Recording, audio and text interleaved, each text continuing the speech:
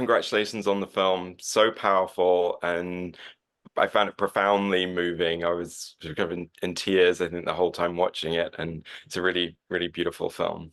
Oh, thank you. Thank you very much. It's a really intense story. It's a complex story. Um, it was an honor to tell it.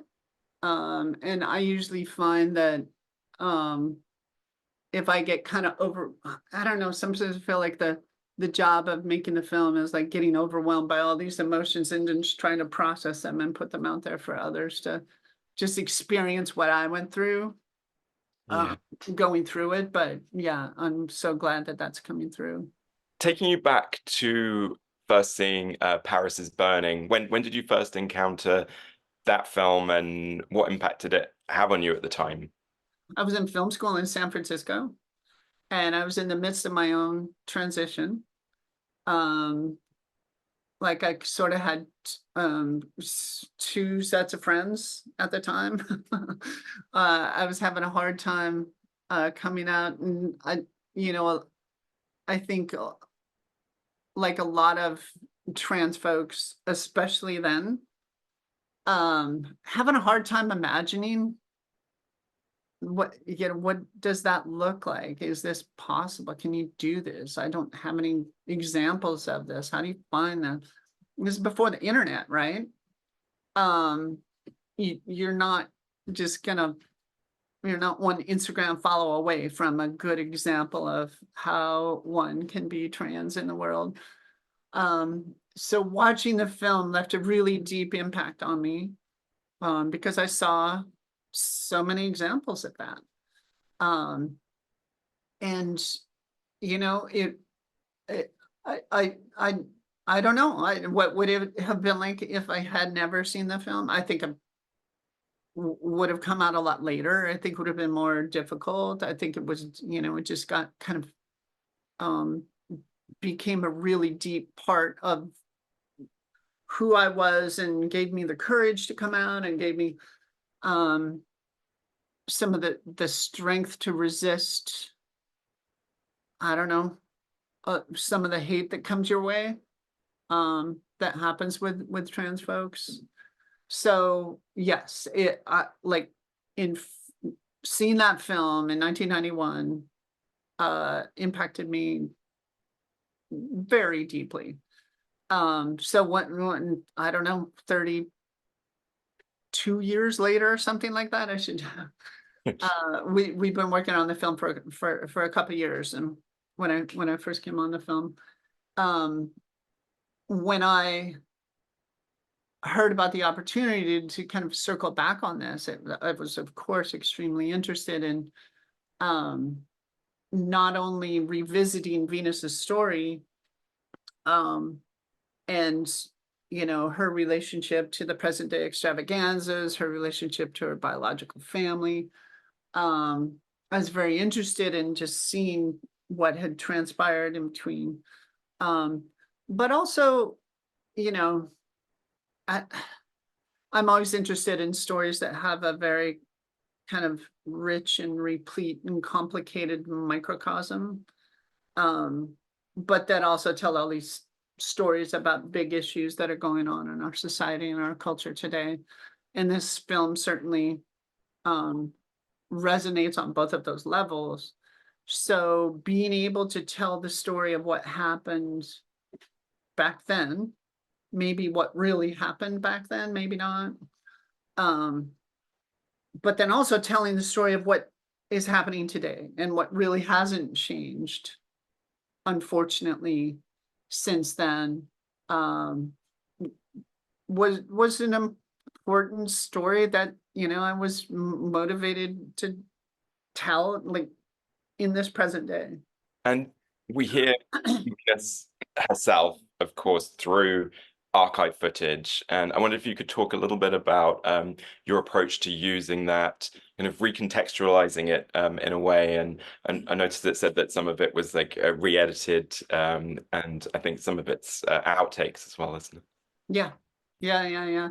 Jennie Livingston was, you know, um, generous and kind to like let us use that footage.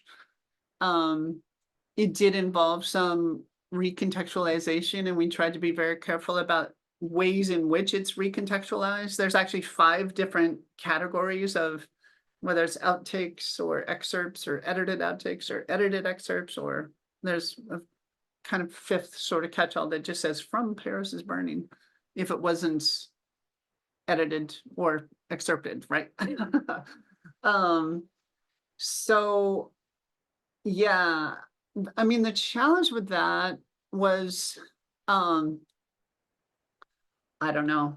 I mean, each documentary scene has to do about 6 different things at the same time. I mean, you're introducing plot and character. We're trying to set up, I don't know. This is a big, long discussion. It's interesting though. The main thing that we wanted to do with that footage is to introduce Venus as a character. There's a lot of people who are going to see this film who have not seen Paris is Burning. So we are introducing them to Venus as Venus. And this is unfortunately, the only footage that we have of Venus. There's a couple photos. We're using every single one we could get our hands on. But we are using the footage that way. We're also using portions of it to set up what is ballroom culture in the late 80s. What is a house? What's a structure? What's a mother? What's a father of a house? Like, how does this work? What are balls? What are these competition? Like, there's some exposition that needs to happen that we're using that for. But then mostly what we're doing throughout the rest of the film is trying to put Venus, bring Venus back, constant reminder as, not unlike somebody who was taken from their family too young. Venus was tragically removed from the lives of both the Pelagatis and the Xtravaganzas way too soon. And they didn't have a chance to grieve, to kind of let go properly. So we tried to use the archival footage as this sort of constant presence, constant reminder, constantly informing. You look at the front of the house, you see the Venus at the stove, right? Not unlike the way that somebody is reminded of their loved ones when they are taken away too soon. So certainly with the score is working that way. Certainly with the way that we're kind of stepping in and stepping out of these 2 different time zones. It's kind of a time travel mechanism that the archival footage provided for us. And yeah, I think you were asking about the usage of the archival, and that covers a lot of it. And then also I would also just say, like, there's one of the cuts I love that was added recently is there's footage at a ball of somebody kind of crouched down and voguing while they're crouched down and walking. And then you see that same movement reflected in a present day ballroom rehearsal with the Xtravaganzas. So filmmaking is a beautiful thing. You can create these associations across time, across 30 years in this case, more than 30 years, where you just understand the endurance and the longevity of the ballroom community, of our chosen families, and the way that they supported Venus back then, and we're still doing the same job now. I think a lot of us have the sense that, when a camera is turned on us, because sometimes it happens, like someone saying it's a video, or, I'm suddenly filming you, and it's unexpected, and we tend to, if we're not used to being on camera, we might kind of close down and like, oh, I don't know what to say. Obviously, making a documentary is very different when you have subjects like Venus's brothers who know they're going to be on camera. You're there with them in their home or in the legal meetings, and Would you say that sometimes the camera being present can actually sort of do the opposite and allow people to open up and express themselves maybe in a way that they haven't thought about things, articulated things before? First of all, I would say, I don't know if you've seen Prodigal Sons, but I spent a fair amount of time on the other side of the camera. And um, I'm very glad as a filmmaker that I did, because I think that um, that has led me to, as a director, in many ways, try to just reduce the impact of the filmmaking apparatus that we all show up with, that kind of knocks people out of our normal behavior. But that said, there's also something that's magic and beautiful about the ways that cameras and focus and attention can encourage this kind of alchemy that otherwise wouldn't happen, and people are able to express, and people are able to focus, and people understand that that the people on the other side of the lens are listening for something in a certain way, that it elicits a response that has never come out before, and can be really helpful and restorative and encouraging.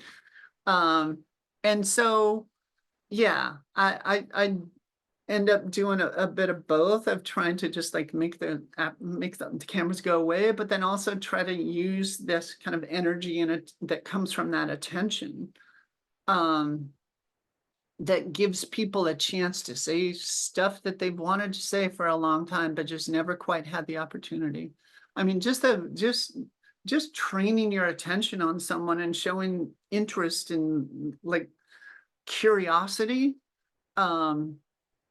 is a wonderful thing. And films, if you show up and listen like that, it's people say beautiful things. The footage of the rally and the memorial ball for O'Shea Sibley is really powerful to see. Recent history, and why was that something you wanted to include in the film? Violence against trans folks and people in the ballroom community, especially people of color who are trans and in the ballroom community, it was going on in 1991 when Paris is Burning came out. It's still going on. I mean, that happened because some kid was like voguing at a gas station and got stabbed. It still happens. There are ways in which ballroom culture can come across as being a kind of highly polished. One could be forgiven if you only watch, there's a lot of great shows. It's great that ballroom is in the public eye in a way, with Legendary and, Drag Race, or what, that all these different these different ways that ballroom culture is kind of making its way into more popular culture. That's great. Let's have more of it.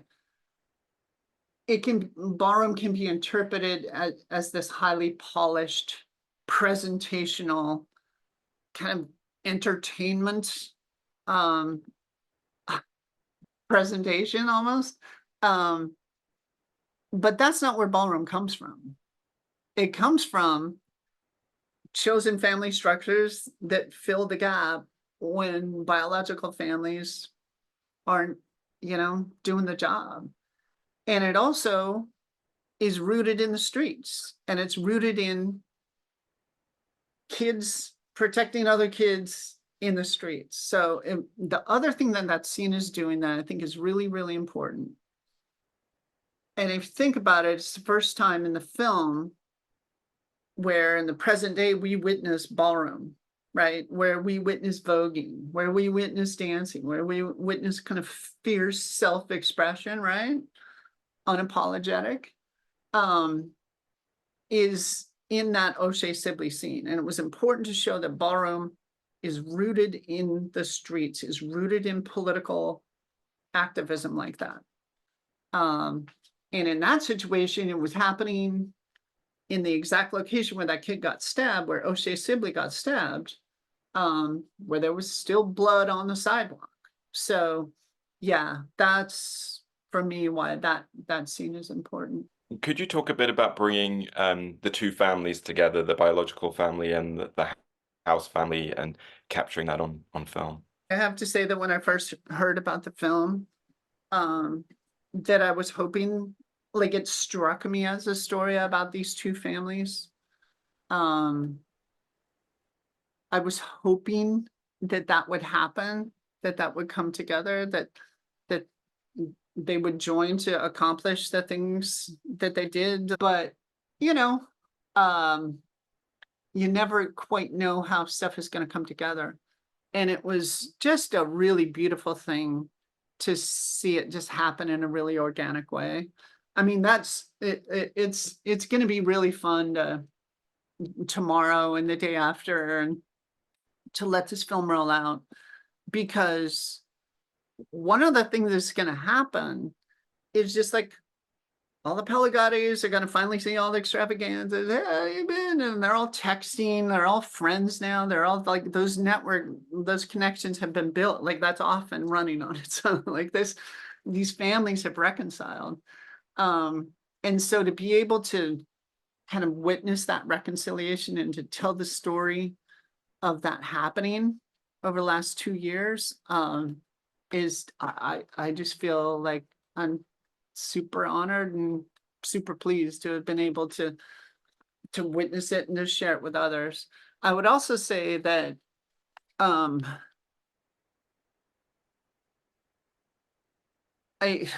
that's what our country needs right now.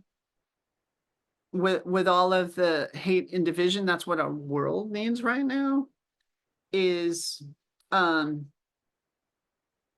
example of how, despite lots of tragedy and turmoil, that Venus's biological family and her ballroom family have reconciled in a way that gives me a lot of hope.